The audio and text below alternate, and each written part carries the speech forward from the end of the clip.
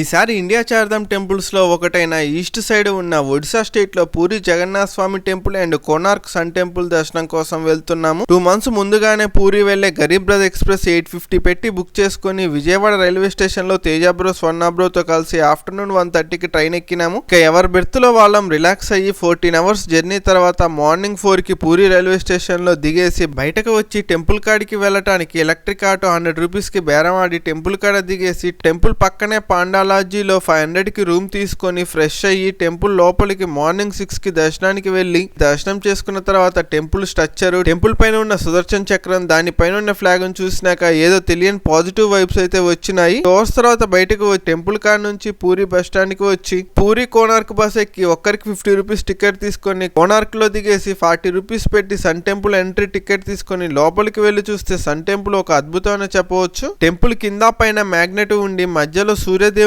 విగ్రహం ఉండేది. అప్పట్లో చాలా వరకు కూల్చినా కూడా 24 చక్రాలతో 7 గుర్రాలతో కట్టిన ఈ టెంపుల్ ని చూస్తే వావ్ అనిపించింది. ఇక ఈ సన్ టెంపుల్ వీల్ లో ఎగ్జాక్ట్లీ టైం చూపిస్తుంది. మన 10 రూపీస్ నోట్ మీద కూడా కోనార్క్ సన్ టెంపుల్ వీల్ అయితే ఉంటది. ఇక సన్ టెంపుల్ చూసుకొని రిటర్న్ పూరి వచ్చి గోల్డెన్ బీచ్ లో అలా కొద్దిసేపు రిలాక్స్ అయ్యి ఈవినింగ్ 6కి రిటర్న్ ట్రైన్ ఎక్కి జర్నీ స్టార్ట్ చేసినాము. అలా మార్నింగ్ దిగి ఈవినింగ్ ఎక్కి జర్నీ స్టార్ట్ చేసి 48 hours లో ట్రిప్ మొత్తం కంప్లీట్ చేసుకున్నాము.